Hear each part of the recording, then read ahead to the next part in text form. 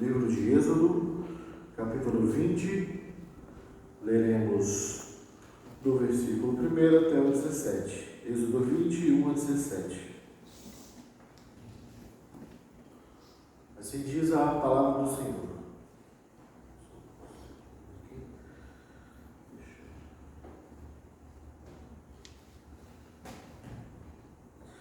E Deus falou todas estas palavras: Eu sou o Senhor, o teu Deus, que te tirou do Egito, da terra da escravidão. Não terás outros deuses além de mim. Não farás para ti nenhum ídolo, nenhuma imagem de qualquer coisa no céu, na terra ou nas águas debaixo da terra. Não te prostrarás diante deles, nem lhe prestarás culto, porque eu, Senhor, o teu Deus, sou Deus zeloso, que castiga os filhos pelos pecados dos seus pais, até a terceira e quarta geração daqueles que me desprezam. Mas trato com bondade até 1000 gerações aos que me amam e obedecem aos meus mandamentos. Não tomarás em vão o nome do Senhor, o teu Deus, pois o Senhor não deixará impune quem tomar o seu nome em vão. Lembra-te do dia de sábado para santificá-lo. Trabalharás 6 dias e neles farás todos os teus trabalhos. Mas o 7º dia é o sábado dedicado ao Senhor, o teu Deus. Nesse dia não farás trabalho algum, nem tu, nem teus filhos ou filhas, nem teus servos ou servas, nem teus animais, nem os estrangeiros que morarem em tuas cidades. Pois em 6 dias o Senhor fez os céus e a terra, o mar e tudo o que neles existe. Mas no 7º dia descansou. Portanto, o Senhor abençoou o 7º dia e o santificou. Honra teu pai e tua mãe, a fim de que tenhas vida longa na terra que o Senhor, o teu Deus, te dá. Não matarás, não adulterarás, não furtarás, não darás falso testemunho contra o seu próximo, não cobiçarás a casa do teu próximo, não cobiçarás a mulher do teu próximo, nem seus servos ou servas, nem seu boi ou jumento, nem coisa alguma que lhe pertença. Até aqui a palavra do Senhor. Vamos orar mais uma vez. Senhor, nesta hora nós invocamos, ó Pai, o teu nome, te pedindo que o Senhor nos instrua, ó Pai, nos fale por meio de tua palavra aberta, lida, Senhor, e que será exposta neste momento, Pai. Abençoa-nos, Deus, para termos o entendimento correto, Pai, da tua lei, e amá-lo, Pai. No nome de Jesus, que foi o perfeito cumpridor dela, que nós oramos. Amém. Irmãos, o nosso tema é este: ame a Deus e ame ao próximo. O resumo da lei de Deus, o resumo dos 10 mandamentos. Essa passagem, aliás, é conhecida como 10 mandamentos ou como decálogo, literalmente as 10 palavras, como está registrado em Deuteronômio 4,13. Ela não é uma mera lista de leis, lista de regras. Há um entendimento errado a respeito disso. As pessoas pensam nos 10 mandamentos e pensam eles como uma lista de regras que você deve seguir, né? E que ali estão estipulados penas. Porque quando você pensa em lei ou pensa em código penal, você pensa em penas, em castigo. Não é o que acontece aqui no texto que a gente acabou de ler. Há um sentido muito mais abrangente, muito mais amplo aqui desse texto do que meramente uma lista de regras que o povo de Israel tinha que observar e que de alguma maneira para nós, de maneira não muito clara, é verdade, parece que nós somos ainda de alguma forma obrigados a observar. E aí, de fato, justifica-se alguma confusão na cabeça do cristão moderno, que geralmente tende para 2 posições bastante antagônicas, extremas.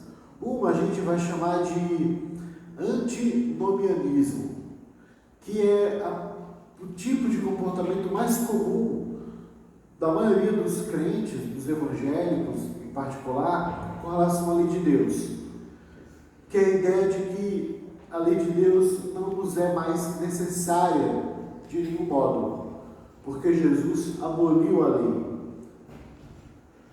como estamos debaixo da graça, não mais debaixo da lei, e isso é verdade, a palavra de Deus que afirma assim, então a lei não é mais necessária a nós. Isso é uma posição extrema, mas é muito popular. A outra, que é uma posição que você encontra mais entre presbiterianos, é uma posição que pode ser chamada de teonomia. E a teonomia, lei de Deus, literalmente, esse termo, ela vai para o outro extremo. A ideia de que os mandamentos são válidos para nós com o mesmo tipo de administração com o qual ele era administrado para o povo de Israel, por exemplo, que estava no deserto recebendo essas 10 palavras. É a outra posição extrema, que praticamente anula a graça de fato, por entender que há uma obrigação da nossa parte de cumprir a lei de tal modo que nossa aprovação ou salvação diante de Deus dependa disso. E nós vimos na semana passada que a salvação do povo de Israel, a sua libertação do Egito, não dependeu de nada que eles fizessem, mas foi um ato de pura graça da parte de Deus. E que só depois deste povo salvo, redimido, saído da escravidão, é que o Senhor os chama para uma aliança e os chama para um compromisso de santidade. Lembrando para nós que esta é a ordem correta, esta é a ordem bíblica. A graça vem primeiro e a lei vem depois. Aqui é o mesmo sistema. Então não é uma lista de regras, como muitas vezes nós costumamos enxergar. Mas ela também não está simplesmente invalidada para nós. Ela nos é muito útil. Ela não passou, como também erroneamente muitos irmãos imaginam. Não, a lei caducou. Não, ela não caducou. Em Cristo ela foi cumprida. Ela não caducou. Cristo não rasgou a lei, ele cumpriu a lei. A gente vai voltar nisso no final. Mas repare uma coisa, que não há nenhuma penalidade aqui. O texto que a gente acabou de ler, são muito mais parecidos com o texto constitucional do que com o texto de um código legal, de um código penal, perdão. Se você fosse comparar os 10 mandamentos com algum tipo de lei moderna, compare com uma Constituição. A Constituição não prevê penas, para isso tem código penal. Mas a Constituição rege o país. E claro, ferir a Constituição pode ser um crime, mas ela em si ela não está estipulando nenhuma pena. A palavra de Deus, aqui, nessa porção, as 10 palavras, o decálogo, os 10 mandamentos, são a mesma coisa, são princípios de vida que deveriam ser observados por aquele povo.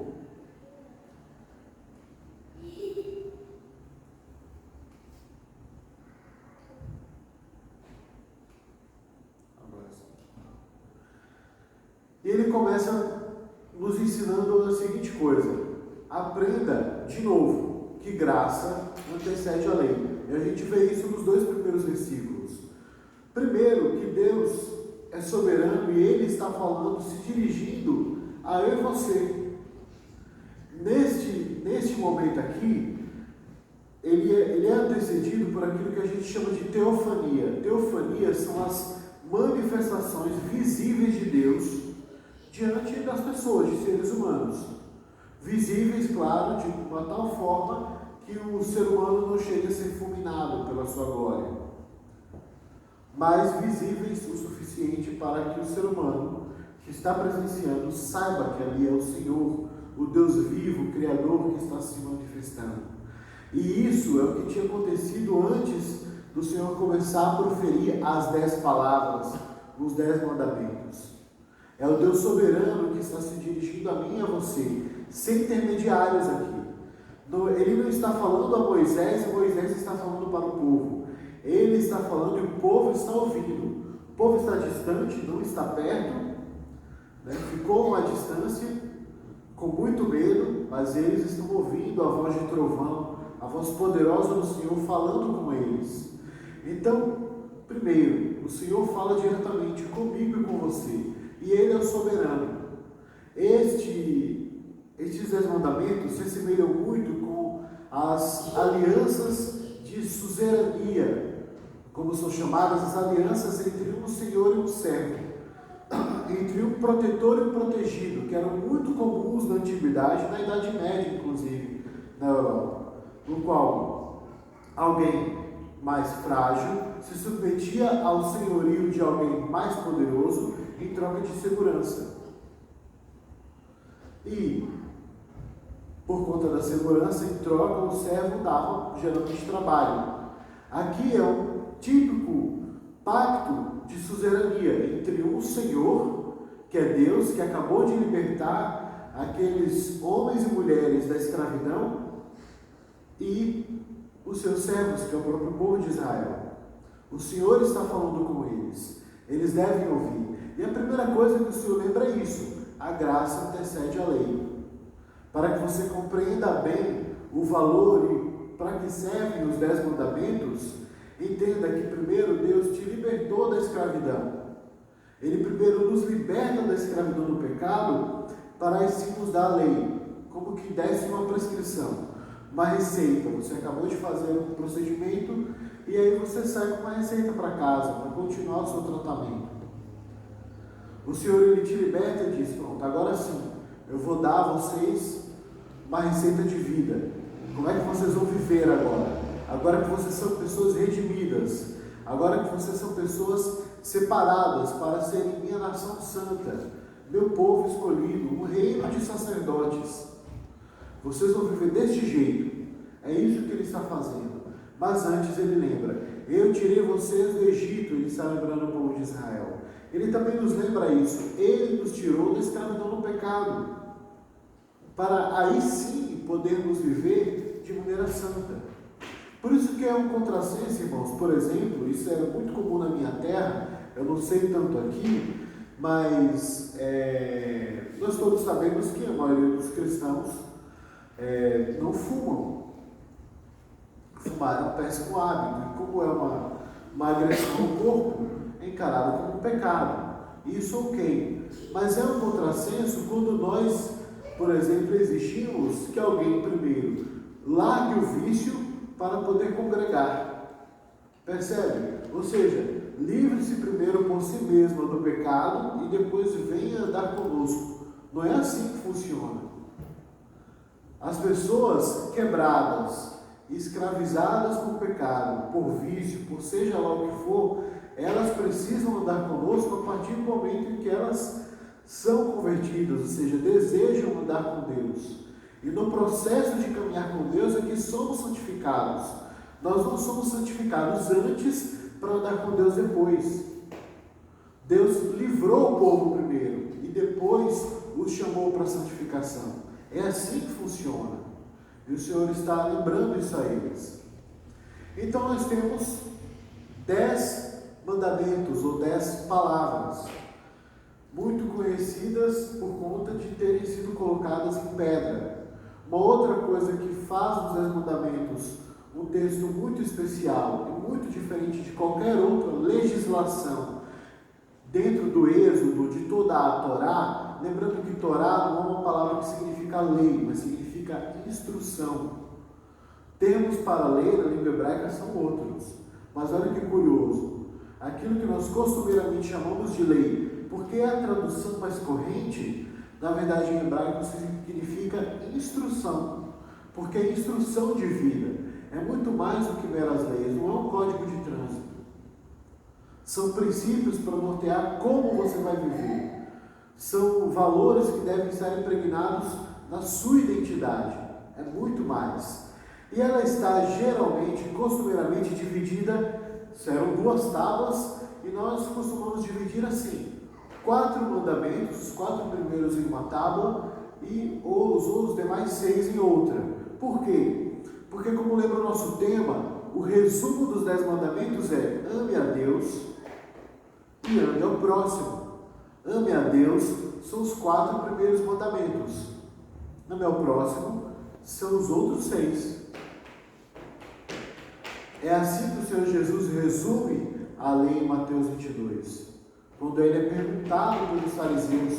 E o fariseu que pergunta, né, qual é o mandamento mais importante? O Senhor responde e o fariseu fica muito feliz com a resposta. O Senhor não titubeia, ele não diz a lei está abolida, ele fala qual é o mais importante mandamento. Resumindo, é a primeira tábua: ame a Deus. De que jeito? Ame a Deus sobre todas as coisas. E o texto que o Senhor Jesus ele profere naquele momento é um texto que diz: respondeu Jesus, ame o Senhor, o seu Deus, de todo o seu coração, de toda a sua alma e de todo o seu entendimento. Esse é o primeiro e maior dos mandamentos. E no que é que ele consiste? Ele consiste primeiro em não ter outros deuses além do Senhor, além do Deus revelado em Jesus. É o primeiro mandamento que o Senhor dá e é a base dele, é a base de todos os outros mandamentos. É um mandamento que chama o povo de Israel a ser leal a Javé, ao Deus que os libertou. É o primeiro mandamento básico, ou seja, não ter outros deuses. E outros deuses, irmãos, compreende qualquer tipo de idolatria. Qualquer tipo. Não apenas ter outras religiões, mas também não ter nenhum outro tipo de ídolo, inclusive nós mesmos. Você não pode se colocar no lugar de Deus na sua vida. Quando agimos de maneira egoísta, agimos de maneira idólatra. Quando colocamos a nossa vontade no centro, agimos de maneira idólatra. Somos desleais, antes de tudo, para com Deus primeiro. Precisamos nos libertar de qualquer tipo de idolatria. Essa é a base. Todos os outros mandamentos dependem desse primeiro, porque se você não é leal ao Senhor, o que é que vai adiantar respeitar o nome dele, guardar um dia para adorá-lo, ou mesmo amor ao próximo? Ele fica assim, base. Esta é a base. Seja leal ao Deus que te libertou, ao Deus revelado em Jesus. O segundo mandamento, ele está relacionado à adoração, ao famoso mandamento da imagem. Esse mandamento, ele vai mais fundo e muitas vezes ele é um pouco mal compreendido também. Porque aqui o Senhor, ele não está proibindo arte, porque ele mesmo ordenou na confecção do tabernáculo e na confecção particularmente da arca que fossem feitos estátuas. Ele pede que sejam feitas estátuas de querubins que ornem a arca, a tampa da arca. Assim como ele também pede que sejam desenhadas romãs e folhagens nos panos que cobrem, fazem as paredes do tabernáculo. Ou seja, não é uma palavra de Deus contra a arte, mas é uma palavra de Deus a respeito de como ele quer ser adorado e cultuado. E ele está dizendo para nós: vocês devem me cultuar e adorar conforme a minha palavra, não conforme a invenção de vocês. Quando Moisés desce do monte e vê o povo adorando ao bezerro de ouro, este é o problema. O povo então decide adorar a Deus do seu próprio jeito e resolve fazer um bezerro de ouro para poder tributar louvor e adoração ao Deus que os libertou. Aqui não é a proibição de ter ídolos, é no mandamento anterior. Deixa uma proibição de fazer de Deus um ídolo. Deus não pode ser rebaixado a um ídolo. E ele mesmo já proveu para nós uma imagem invisível, que é o seu Filho Jesus. Ele é a imagem de Deus. Pensar em qualquer imagem física de Deus da nossa invenção é apenas uma maneira de diminuir o Senhor. E adorar a Deus conforme a nossa vontade, não conforme as prescrições dele também. O Senhor é o Senhor do culto. Nós não viemos à igreja para assistir a um culto. Vocês vieram prestar culto. Não vieram assistir um pregador, assistir um cantor, um músico. Percebe? O culto não é feito para nós, o culto é feito para o Senhor. É por isso que, de certa forma, o culto cristão, o evangélico, na maioria das vezes, especialmente o reformado, o presbiteriano, ele é muito simples. Porque ele tenta se desvencilhar do máximo de penduricalhos que colocamos, que não fazem parte da palavra de Deus. E deixamos aquilo que é o básico do culto. É oração, é adoração por meio de cânticos, é a leitura da própria palavra do Senhor e a instrução por ela. Simples, é isso o culto. E o culto não é para nós, o culto é para o próprio Senhor. E aí o terceiro mandamento é este: leve Deus a sério, com temor, quando ele diz: não tome o nome do Senhor em vão, não jure pelo nome do Senhor sem convicção, com falsidade. Ele está falando para que levemos a sério o nome de Deus, também não utilizando o nome dele de forma mágica ou supersticiosa. Há muitas pessoas que creem em Deus, mas creem em Deus da maneira errada, de maneira mágica, com superstição, como se Deus fosse um talismã, ou um gênio da lâmpada, ao qual eu peço coisas e ele me dá. Ou como um anjo da guarda, um protetor, que me livra de acidentes e outros prejuízos da vida. Gente, essa não é a maneira como a palavra de Deus apresenta o próprio Deus revelado em Jesus. Apresenta a Deus como um Deus soberano, que deve ser levado a sério. Quando o seu nome está envolvido, a coisa tem que ser séria, tem que haver reverência, seriedade, gravidade, temor. Temor é noção de perigo, noção de saber que o Senhor é fogo consumidor, mas ao mesmo tempo com grande admiração. Porque Deus é perigoso desse ponto de vista, de que ele é fogo consumidor, mas ele é atraente. Ele nos chama para perto. E o último mandamento relacionado ao Senhor é este: lembra de adorar ao Senhor no dia do Senhor. Se o dia do Senhor é para adorar ao Senhor.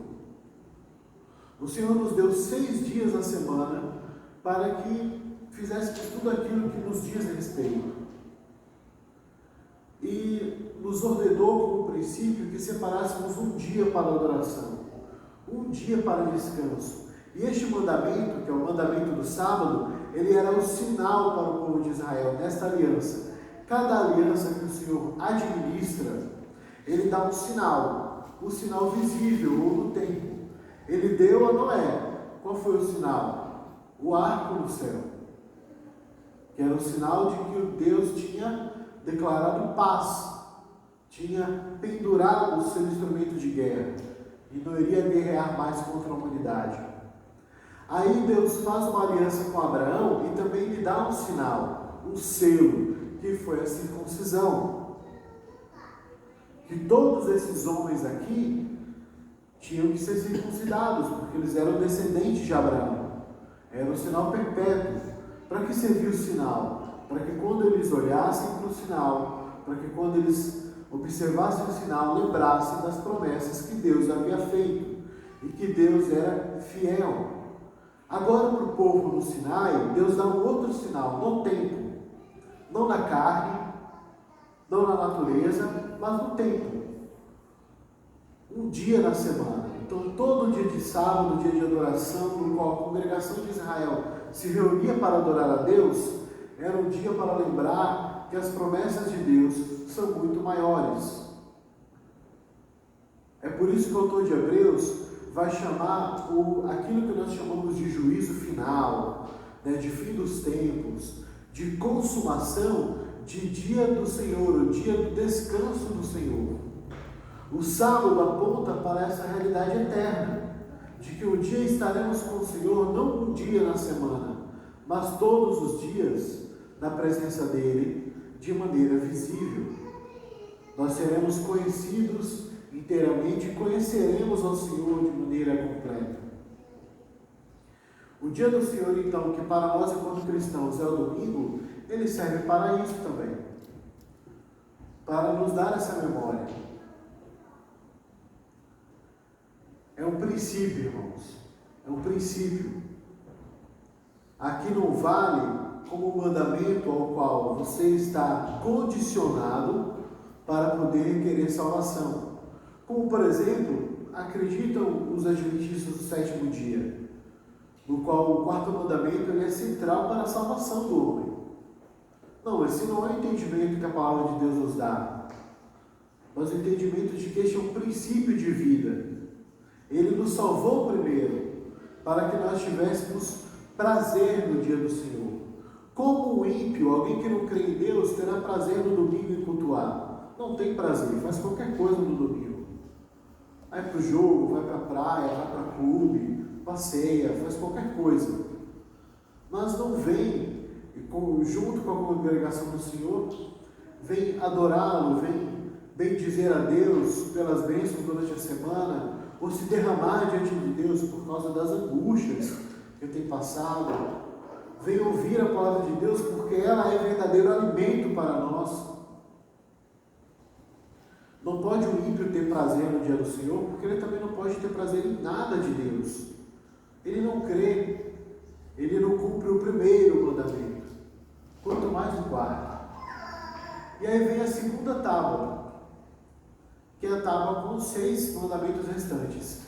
Os mandamentos, eles estão organizados de uma maneira decrescente, ou seja, do mais importante para o menos importante. Mas entenda que o menos importante é a coisa mais importante do mundo, mas o primeiro, ele está acima disso.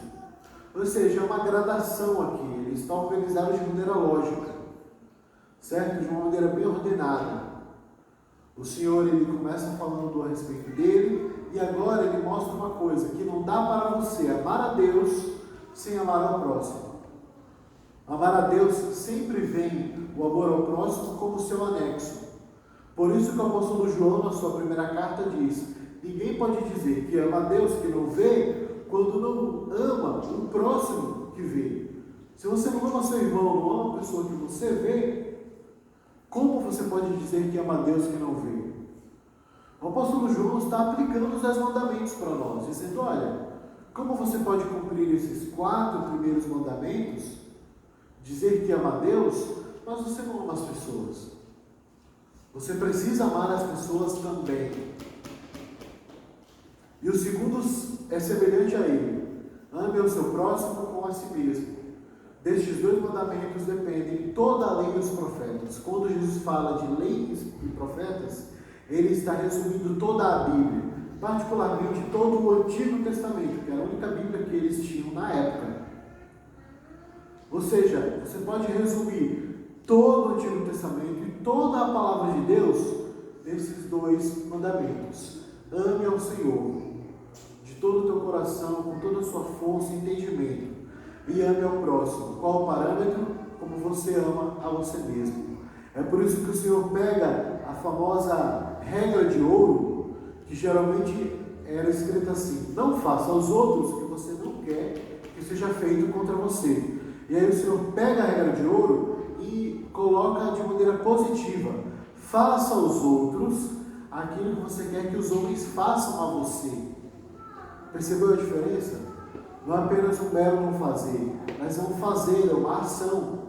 Ontem nós vimos no grupo temático sobre casamento que amor está muito mais relacionado a dever e a ação do que a sentimento.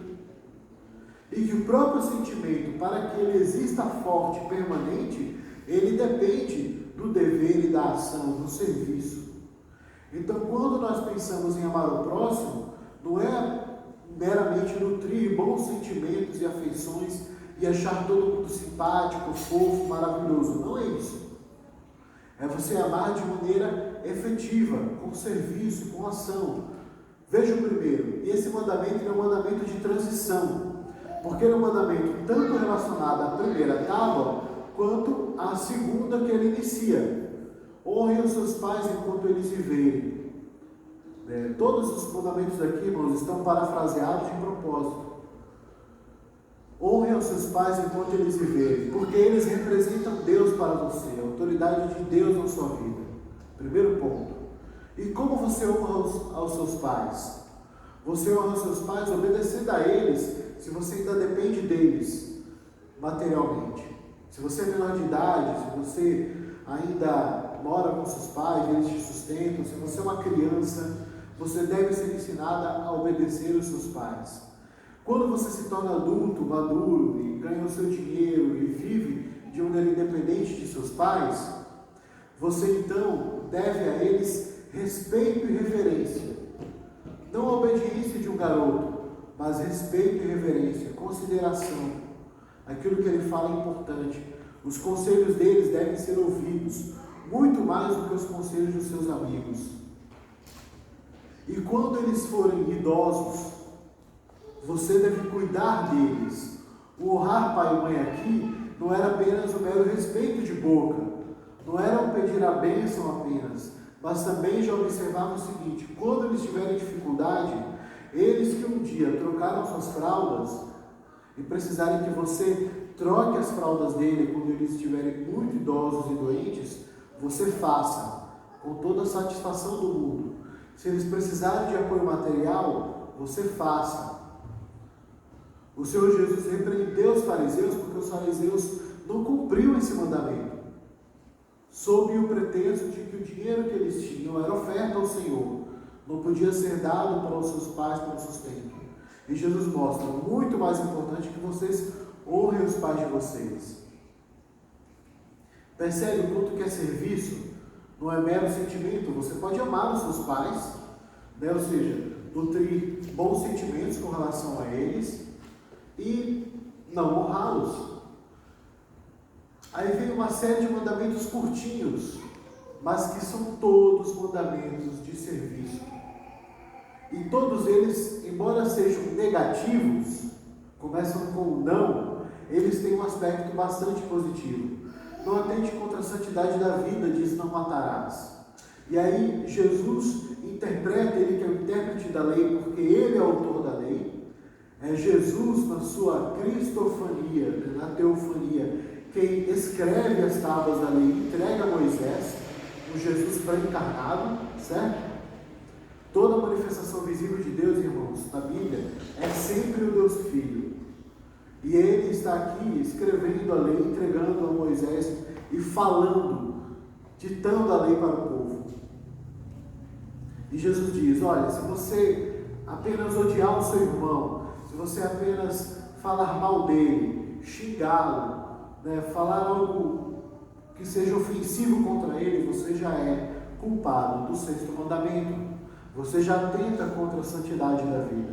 Não precisa você atentar de maneira violenta. Tipo, esse é as vias de fato, é o cúmulo, né? Mas você não precisa nem chegar a isto para ser um homicida. Olha como é grave, então. Porque você está ofendendo uma imagem de Deus. O outro, por pior que ele seja, ele é imagem e semelhança de Deus. É claro que aqui ele está falando de indivíduos. O Estado e o próprio reino de Israel executava pessoas como pena de morte, por exemplo. Mas eles executavam o juízo do Senhor, não era uma vingança pessoal. O Senhor nos proíbe de vingar. Ele diz que a vingança pertence a Ele. Nós não, a nós pertence orar ao Senhor pedindo justiça. Mas a nós é proibido inclusive odiar aqueles que nos perseguem, odiar aqueles que nos prejudicam. Aí vem outro mandamento: também não atente contra a pureza do seu corpo, não adulterarás. O marido e a mulher, para o judeu, para o israelita, ele era entendido como extensão uns dos outros. Não era entendido como propriedade, a mulher como propriedade do marido, mas a mulher como extensão do marido. Porque Gênesis começa assim: os dois se casam e formam uma só carne. Então, uma é extensão do outro. Se um dos dois, e aí Jesus pega este mandamento que a princípio só era aplicado pelos israelitas às mulheres e não aos homens, Jesus vem e conserta a aplicação. E diz: olha, se você, enquanto homem, também olhar para uma mulher de maneira impura, não precisa nem deitar com ela, mas imaginar coisas, desejar uma mulher que você não deve desejar, você já é adúltero. Percebe como que o sarrafo de Jesus é mais elevado. Não é apenas de uma maneira exterior que você deve observar a lei de Deus, mas dentro do seu coração, com todos os seus afetos, todas as suas emoções. E aí vem o 8º mandamento: não prejudique o seu próximo de maneira alguma, não trapaceie, não roube, não furtarás. Aqui o Senhor nos proíbe de prejudicar o próximo em nosso benefício. A palavra de Deus nos diz para colocarmos o interesse dos outros acima dos nossos. Se é assim, nós não podemos de maneira alguma prejudicar os outros. Devemos fazer o máximo para que, se houver prejuízo em alguma ação nossa, que esse prejuízo seja absorvido por nós mesmos. Por isso que tem coisas, irmãos, que na verdade não deveriam nem estar em questão no meio do povo de Deus. Por exemplo, um cristão que recebe um suborno, uma proposta de suborno no seu emprego, não deveria nem discutir se deve ou não pegar. Ah, mas eu passo necessidade, meu salário é baixo, não importa. A sua lealdade ao Senhor é muito mais importante.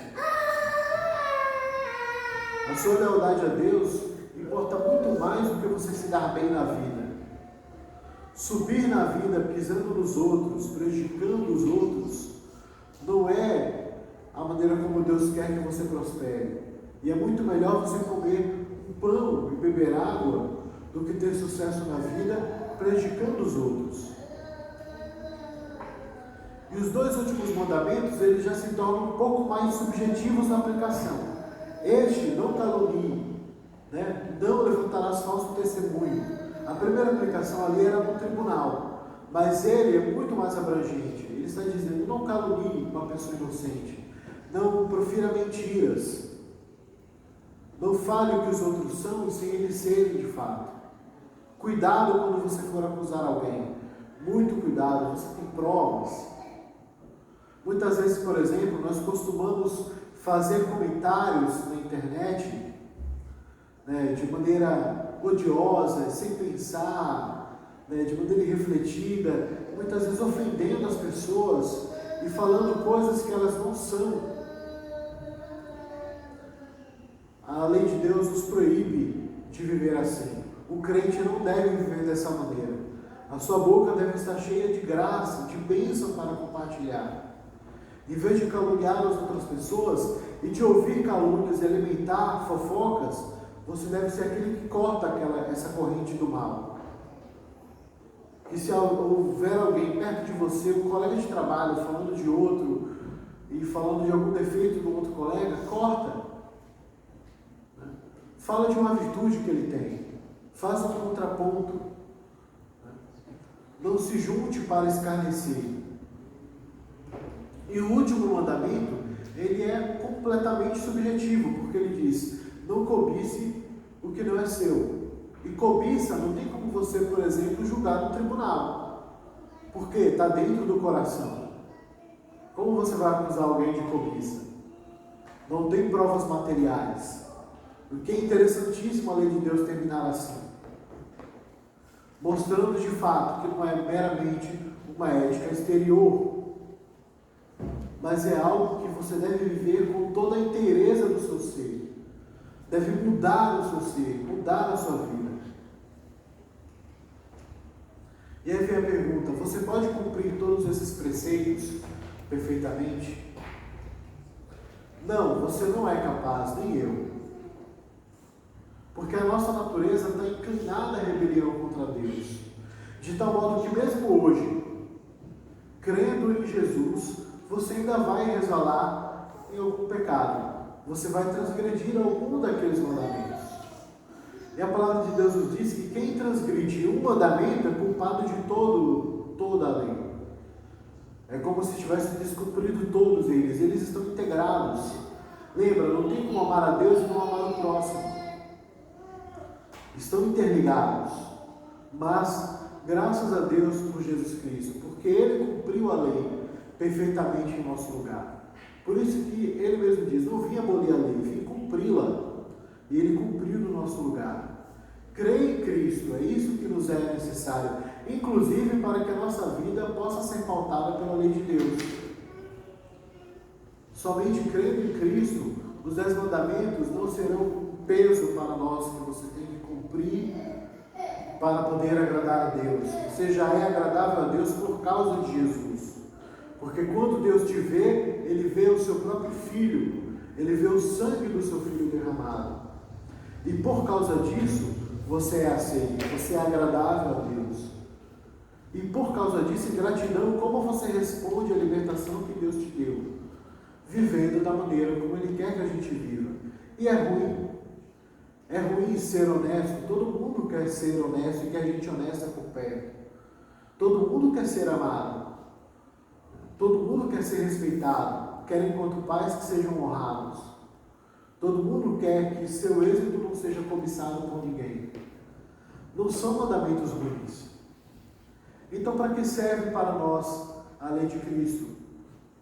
Quando nós já temos o próprio Cristo. Se nós estamos unidos a Cristo, irmãos, devemos desejar aquilo que Ele deseja. Desejar andar como Ele andou, pisar as pisadas dEle. Se você está em Cristo, você tem que querer o que Cristo quer. Você foi salvo para andar nas boas obras. Efésios 2,8 nos fala sobre isso. Vocês foram salvos mediante a fé, não foi por causa das habilidades de vocês, mas para andar realizando boas obras que Deus já havia preparado desde antes da fundação do mundo. É por isso que você foi salvo. Você foi salvo para viver de acordo com a vontade de Deus. Vamos orar? Senhor, nós te rendemos graças pela tua lei perfeita, Senhor. Te pedimos que nos ensine a amá-la e a aplicá-la, Senhor, no nosso coração, na nossa vida. No nome de Jesus. Amém. Bom, vamos cantar o Pai Nosso hoje. Em vez da gente orar lendo, a gente vai cantar ele, tá bom? E encerramos.